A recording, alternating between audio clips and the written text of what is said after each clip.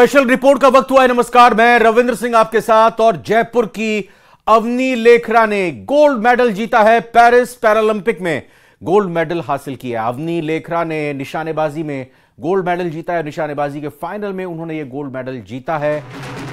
अवनी लेखरा ने निशानेबाजी में जयपुर का, राजस्थान का, भारत का नाम दुनिया में रोशन किया है। 2 बार पैरालंपिक गोल्ड जीतने वाली पहली महिला बन गई अवनी। और ये मेडल जीतने की खबर आते ही जगतपुरा जयपुर में उनके समर्थकों, परिवार वालों, रिश्तेदारों ने जश्न कुछ इस अंदाज बनाया, क्योंकि एक ऐसी पहली महिला बनी है जिन्होंने 2 बार पैरालंपिक में गोल्ड जीता हो। तो जाहिर तौर पर यह नाम रोशन करने का ही काम किया है। राजधानी जयपुर में अवनी के गोल्ड जीतने पर देख सकते हैं आप तस्वीरें, किस तरह से जश्न मनाया जा रहा है। परिवारजन, ट्रेनर, कोच सब जयपुर के जगतपुरा निवास में जश्न मनाते देखे गए। एक दूसरे को लड्डू खिलाकर अवनी की कामयाबी पर बधाइयां दी गई।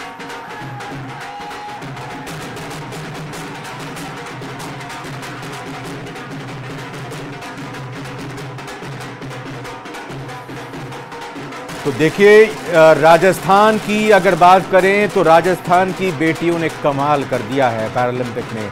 एक तरफ अवनी लेखरा ने गोल्ड मेडल जीता है और अवनी लेखरा ने निशानेबाजी में ये गोल्ड मेडल के पदक पर निशाना साधते हुए भारत की झोली में गोल्ड मेडल दिलाने में कामयाबी हासिल की है। निशानेबाजी में आया है और जयपुर का नाम दुनिया में रोशन किया है। जयपुर की अवनी लेखरा ने पूरी दुनिया के अंदर इतिहास रच दिया है। जिस तरह से उसने पेरिस पैरालंपिक के अंदर 2 गोल्ड मेडल जीत करके भारत का नाम रोशन कर दिया है पूरी दुनिया के अंदर। जयपुर में जश्न मनाया जा रहा है। उनके जो पिताजी हैं प्रवीण लेखरा जी हमारे साथ में मौजूद है। सर, खुशी का पल है, ऐतिहासिक पल है, किस तरह से देखते हैं, कैसे जश्न मन रहा है? हम पूरे परिवार के साथ अभी हमने मैच देखा है। जैसे जैसे मैच आगे बढ़ता गया, हम सभी के चेहरे पे मुस्कान बढ़ती गई और आखिरकार अवनी ने गोल्ड मेडल जीत लिया। ये हमारे लिए बड़ा खुशी का पल था। हम काफ़ी जोश में भरे हुए हैं और पूरा परिवार खुश है। सर, ओलंपिक में कंपटीशन बहुत टफ होता है, तैयारी भी जाहिर सी बात है बहुत टफ रही होगी। कैसी प्रिपरेशन थी?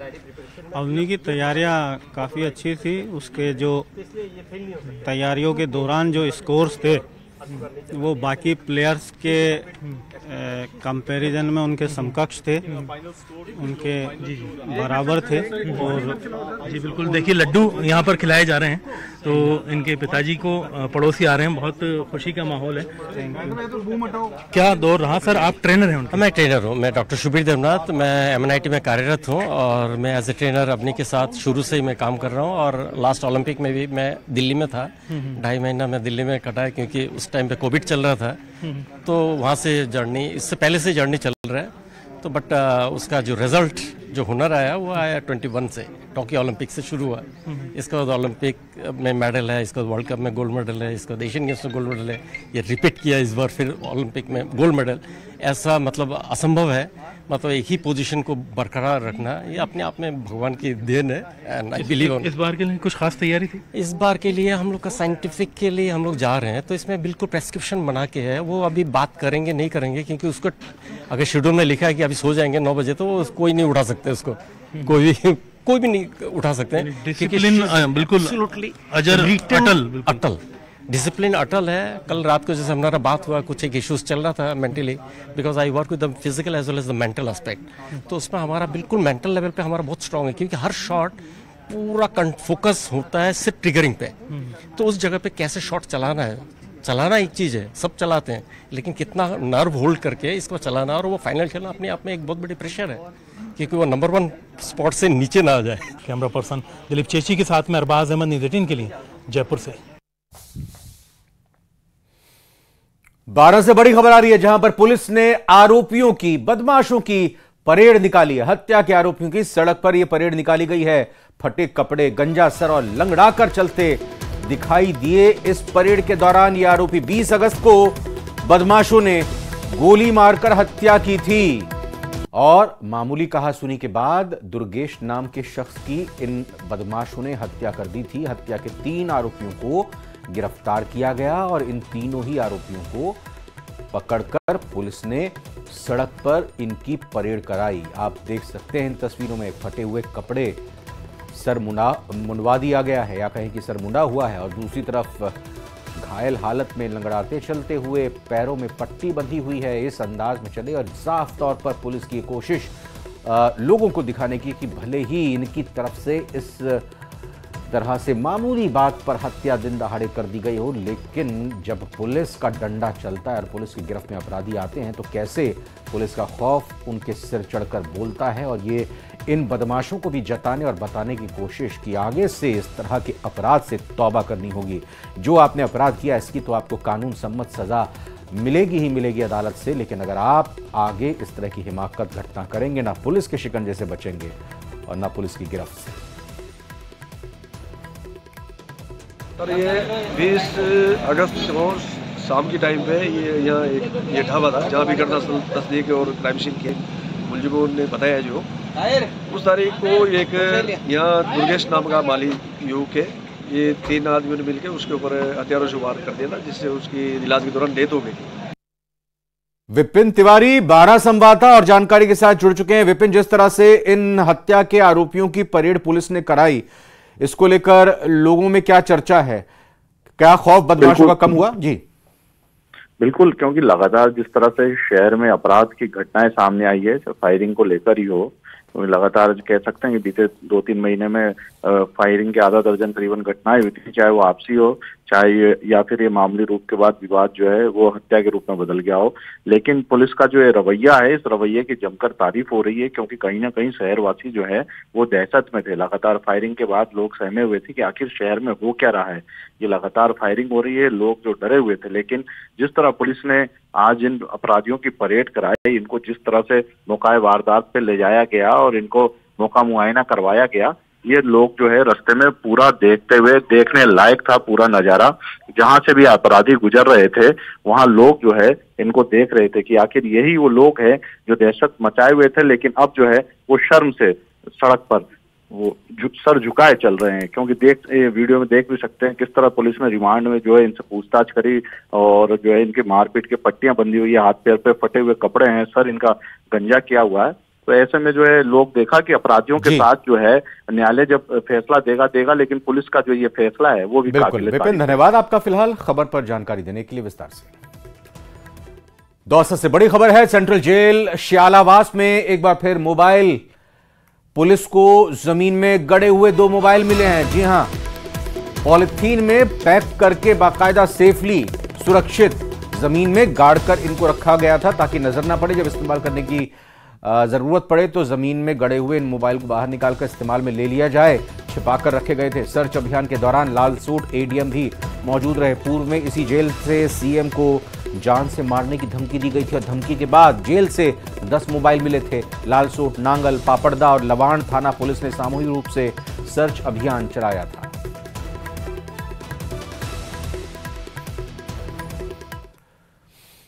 नेशनल फूड सिक्योरिटी एक्ट से जुड़े परिवारों को भजनलाल सरकार अगले महीने से सस्ते रसोई गैस सिलेंडर उपलब्ध करवाएगी। सरकार ने बजट में बीपीएल और उज्ज्वला कनेक्शनधारियों के साथ एनएफएसए परिवारों को भी 450 रुपए में रसोई गैस सिलेंडर देने की घोषणा की थी। सरकार के इस फैसले से अब करीब 68 लाख परिवारों को और भी फायदा होगा।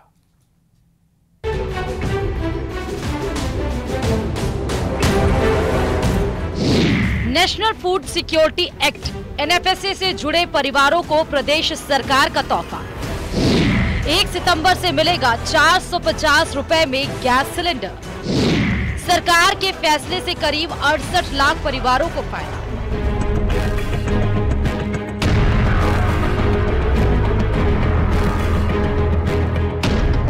अब तक सिर्फ बीपीएल और उज्ज्वला योजना से जुड़े परिवार सस्ते सिलेंडर का लाभ ले रहे थे, लेकिन 1 सितंबर से राष्ट्रीय खाद्य सुरक्षा योजना से जुड़े परिवारों को भी इसका लाभ मिलना शुरू हो जाएगा। पात्र परिवारों को एलपीजी सिलेंडर 450 रुपए में मिलेगा। सरकार के इस निर्णय से अब करीब 68 लाख परिवारों को और फायदा होगा। राजस्थान में बजट घोषणा के मुताबिक अब बीपीएल और उज्ज्वला योजना के साथ साथ नेशनल फूड सिक्योरिटी एक्ट से जुड़े लोगों को भी 450 रुपए में सिलेंडर का लाभ मिल सकेगा। खाद्य एवं नागरिक आपूर्ति विभाग की गाइडलाइन के मुताबिक हर परिवार को हर महीने एक सिलेंडर 450 रुपए में दिया जाएगा। हालांकि इन परिवारों को सिलेंडर डिलीवरी करने वालों को तो उतने ही पैसे देने पड़ेंगे जितना सामान्य परिवार देते हैं, लेकिन डिफरेंस राशि यानी सब्सिडी का पैसा सरकार लाभार्थी के सीधे खाते में ट्रांसफर करेगी। अभी सामान्य परिवारों को 806 रुपए 50 पैसे में सिलेंडर मिल रहा है। 68 लाख परिवारों को 450 में सिलेंडर मिलेगा और एक महीने में एक ही सिलेंडर मिलेगा। यानी किसी के 2 सिलेंडर आते हो तो उसको सब्सिडी नहीं मिलेगी, एक ही पे मिलेगी। यानी एक परिवार में अगर 2 सिलेंडर है तो उन्हें एक ही सिलेंडर पर सब्सिडी मिलेगी, एक ही कनेक्शन पे एक सब्सिडी मिलेगी। तो ये मतलब अभी तक इससे पहले उज्ज्वला और बीपीएल में मिलती थी। हाँ, उज्ज्वला और बीपीएल में मिलती थी। उसमें क्या आधार होता था, मतलब उनको बाकायदा अपडेट कराना पड़ता था सारा रिकॉर्ड? हाँ, अपडेट करवाना पड़ता था, KYC करवानी पड़ती थी, उसके बाद उनके अकाउंट में सब्सिडी आ रही थी। इसमें भी अब होगा कुछ योजना का, आपको कैसे पता चलेगा साहब? ये नेशनल फूड सिक्योरिटी एक्ट में है, कोई KYC वगैरह हो गया? अभी होगी सर, KYC भी होगी इसकी गवर्नमेंट के आदेश आने के बाद।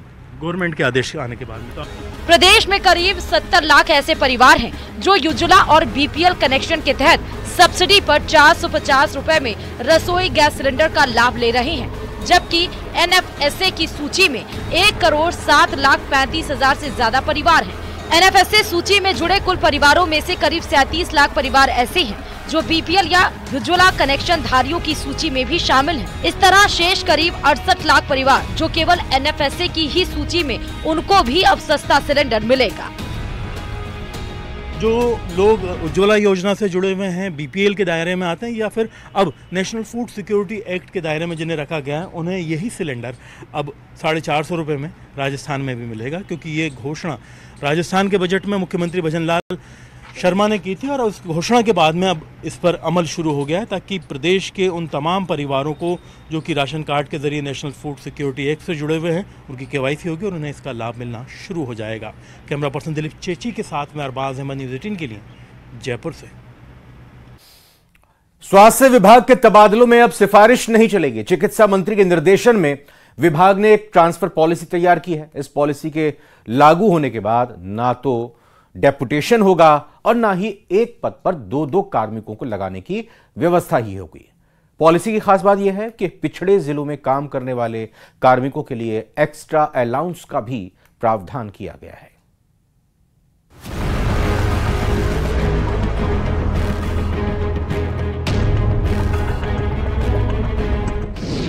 स्वास्थ्य विभाग में भर्तियों की तैयारियां, नई ट्रांसफर पॉलिसी लागू करने की भी तैयारी, एक पद पर एक व्यक्ति वाला फॉर्मूला होगा लागू।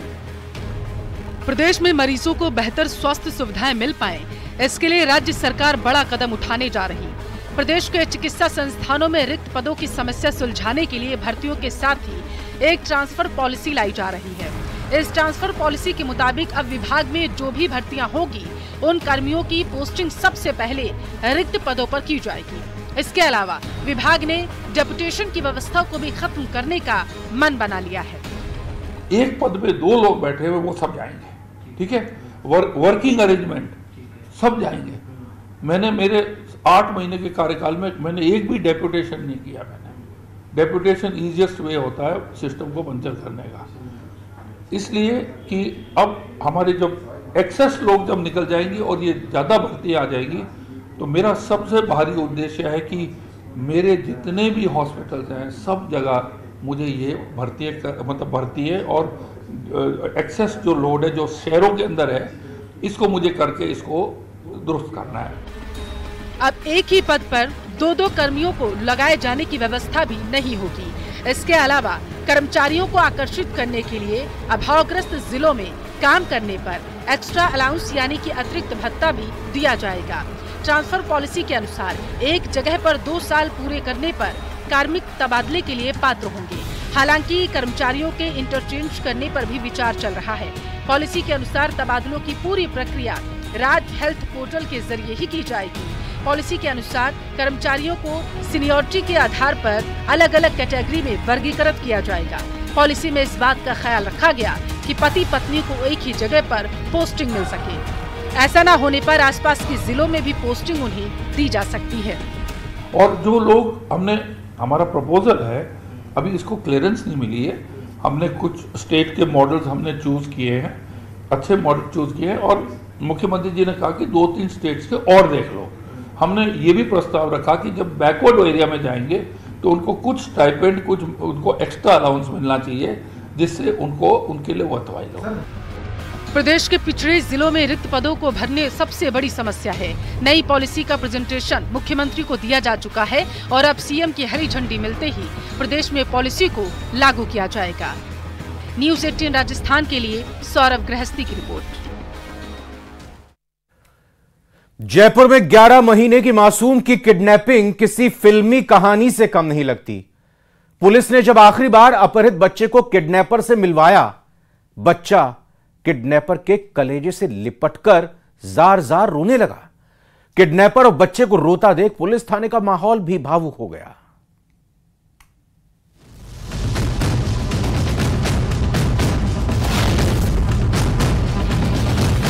ये किसी समाज का हिस्सा बनकर नहीं रह रहा था, तो इस कारण से हमारी टीम को भी वहाँ पुलिस की टीम आने की इसको सूचना लगते ही है उस पूरे इलाके को छोड़ के भाग जाता था।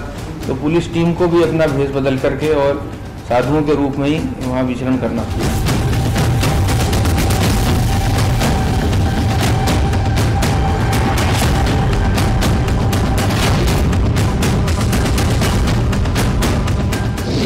वृंदावन में सुलझी किडनैपिंग की गुत्थी। साधु बनकर मात दे रहा तनुज चाहर।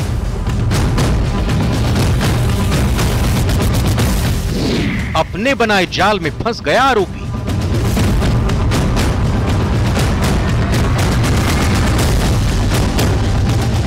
करीब 1 साल पहले कुक्कू को किडनैप करने वाला यूपी पुलिस का suspended head constable Tanuj Chahar साधु के भेष में पुलिस को 1 साल से धोखा देता रहा, लेकिन जयपुर पुलिस ने तनुज को उसी के जाल में फंसा दिया और साधु के भेष में पुलिस की 3 सदस्यीय टीम ने कई दिनों की कड़ी मशक्कत के बाद उसे गिरफ्तार कर लिया।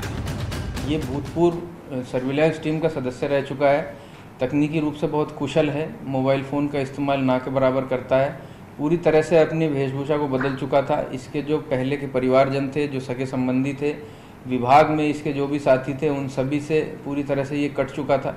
किसी को इसके होने की सूचना नहीं थी। गांव में भी जहां अगर कहीं इसने पनाह ली तो दोबारा कभी उस जगह पे ये जाता नहीं था। इस कारण से ये एक बहुत बड़ा चुनौतीपूर्ण टास्क था और लंबे समय तक विभिन्न टीमों ने वहां रुक करके बहुत ही पेशेंस के साथ इसकी तलाश की, जिस कारण से हमें सफलता मिल पाई। तो वजह क्या है सफलता? इसकी जो मुख्यतः जो अनुसंधान से वजह सामने आई है वो ये है कि ये जो पीड़िता है तनुज, जो मुख्य अभियुक्त है, उसके मामा का लड़का है। जो घटना का दिन था उसको ये यहाँ आया था और जो परिवादिया है उसको भी साथ चलने के लिए मजबूर करने की इसने प्रयास किया, जिस पर उसके द्वारा विरोध किया गया और उसका जो भाई है जो पास में रहता है, उन्होंने आकर के इनको रोकने की कोशिश की और उस कश्मकश में इसके भाई को गंभीर रूप से इसने और इसके साथियों ने, अभियुक्त ने और इसके साथियों ने गंभीर रूप से घायल भी कर दिया। बच्चे का अपहरण करके ले जा के और फिर उसकी माँ को ब्लैकमेल करके उसको भी बुलाने का ये प्रयास कर रहा था। साधु के भेष में कई दिन तक पुलिस वृंदावन में भजन कीर्तन मंडलियों में घूमती रही, यमुना तट के आसपास उसको खोजती रही, लेकिन आखिरकार पुलिस की मेहनत रंग लाई और उसे अलीगढ़ जिले के गोंडा कस्बे से करीब 8 किलोमीटर तक पीछा कर दबोच लिया गया और उसकी मां को सौंप दिया गया। लोकल पुलिस की इमदाद ली गई और उसके बाद उस घर पर दबिश दी गई। किसी ने, जब हमारी टीम स्कूल में थी तो आरोपी तनुज चाहर को किसी ने फ़ोन पे सूचना दे दी, तो जैसे हमारी टीम ने दबिश दी उससे करीब 10 मिनट पहले बच्चे को लेकर के वो पैदल ही भाग निकला, क्योंकि वो यूपी पुलिस में हेड कांस्टेबल रहा था, बहुत तेज तरार था, तो आनन फानन में वो घबराया हुआ भाग निकला। तो हमारी टीम ने उसका पीछा किया, वो करीब 7-8 किलोमीटर खेतों में बच्चे को गोदी में लिए हुए भागता रहा, तो हमारी टीम ने उसका बहुत शानदार तरीके से पीछा किया। बच्चे को जिस वक्त उसकी मां को सौंपा जा रहा था उस दौरान हैरान करने वाली तस्वीर भी सामने आई। आरोपी तनुज चाहर की गोद से जब बच्चे को लिया गया तो वो रोने लगा। इतना ही नहीं, आरोपी की आंखों से भी आंसू आ गए। बच्चे को चुप करने की कोशिश भी की गई, लेकिन वो आरोपी की तरफ इशारा करते हुए रोता रहा। पुलिस की माने तो आरोपी ने एक तरफा प्यार में इस वारदात को अंजाम दिया था। पुलिस को चकमा देने की सभी तकनीकों से वो बखूबी वाकिफ था और उनका इस्तेमाल लगातार खुद को छुपाने के लिए और बच्चे को छुपाने के लिए कर रहा था। सूचना से एक टीम को ये ज्ञात हुआ कि जो तनुज है वो एक साधु के भेष में यमुना तट पर कुटिया बना करके रहता है और बच्चे के जीवित होने की भी सूचना हमें प्राप्त हुई थी, जिस पर अभी हाल ही में एक विशेष टीम जिसमें ASI Prem, Lokesh head constable cyber cell उपायुक्त कार्यालय से और राजेश कांस्टेबल थाना मुहाना से इनको तलाश में भेजा गया। लंबे समय तक इन लोगों ने भी अपनी वेशभूषा बदल करके साधुओं की तरह उस एरिया में जहां पे इनके होने की सूचना हमें थी वहां पे विचरण किया। करीब 10 दिन पहले पुलिस को तनुज चाहर के वृंदावन में साधु के भेष में होने की जानकारी मिली, लेकिन जयपुर पुलिस के वृंदावन में होने की जानकारी मिलते ही वो वहां से भाग निकला। लेकिन पुलिस ने पूरी शिद्दत के साथ एक एक जानकारी इकट्ठा की और कुक्कू को बरामद करने में सफलता हासिल कर ली। विष्णु शर्मा, न्यूज़ 18, राजस्थान।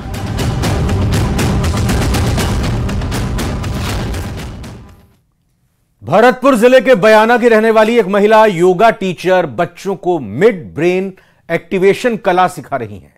योगा टीचर तारा का कहना है कि वो पिछले 6 महीनों से बच्चों को ये ट्रेनिंग दे रही हैं। ट्रेनिंग ले रहे बच्चे आंख पर पट्टी बांधकर पढ़ने से लेकर साइकिल चलाना समेत कई सारे काम कर लेते हैं। इनका नाम क्या है? है 100 रुपए का। यस। ये है भरतपुर जिले के बयाना की योगा टीचर तारा, जो बच्चों को मिड ब्रेन एक्टिवेशन कला सिखा रही हैं। अब तक कई बच्चों को ये मिड ब्रेन एक्टिवेशन कला सिखा भी चुकी है। इस कला को सीखने वाले बच्चे आंखों पर पट्टी बांधकर बता सकते हैं कि कौन सी चीज कहां पर रखी है। इतना ही नहीं, बंद आंख से किताब भी पढ़ सकते हैं, साइकिलिंग भी कर लेते हैं। योगा टीचर तारा कुमारी इन बच्चों को 6 महीने से ट्रेनिंग दे रही हैं। योगा के माध्यम से बच्चों की धड़ाई ओपन करवा रही है। ये कौन सी टेक्निक है? ये जापानी टेक्निक है और बच्चों की थड़ाई ओपन करवा रही हूँ मैं, तो इससे बच्चे दीवार के आर पार देख सकते हैं, मतलब आंखों पर पट्टी बांध के साइकिल भी चला सकते हैं, नोट का नंबर बता सकते हैं, बंद डब्बे की चीज़ है, और जैसे कमरे में अंदर है तो बाहर कौन है, दीवार के आर पार भी ये बता सकते हैं। मिड ब्रेन एक्टिवेशन से बच्चों ने कितना सीखा, उसका डेमो भी कैमरे पर दिखाया गया। बच्ची ने बंद आंख से एक तरफ मोबाइल पर सीएम भजनलाल की तस्वीर को पहचाना। भजनलाल है? शर्मा। भजनलाल शर्मा, गुड। और दूसरी तरफ 100 के नोट पर पड़े सीरियल नंबर को भी पहचाना। यस। इसका number 7। Yes. QH 431 675। Good. Yoga teacher Tara कहती हैं कि ये एक जापानी तकनीक है जिसमें बच्चे मेडिटेशन करते हैं। इस तकनीक को सीखने वाले बच्चे आंखों पर पट्टी बांधकर किसी भी किताब को पढ़ लेते हैं, फोन में उभरे हुए चित्र को बता देते हैं, दीवार के आर पार क्या रखा है वो भी बता देते हैं। मिड ब्रेन एक्टिवेशन से बच्चों की 5 इंद्रियां जागृत होती हैं और याददाश्त बढ़ती है और IQ में भी सुधार होता है। मैं दर्जनों बच्चों के लिए ये ट्रेनिंग दे चुकी हूँ और अभी फिलहाल में मेरे पास 8-10 बच्चे आ रहे हैं। इससे बच्चों के लिए क्या फायदा मिलता है? स्पेशल रिपोर्ट में फिलहाल इतना ही। आगे देखिए 30 मिनट में 50 जिलों की खबरें।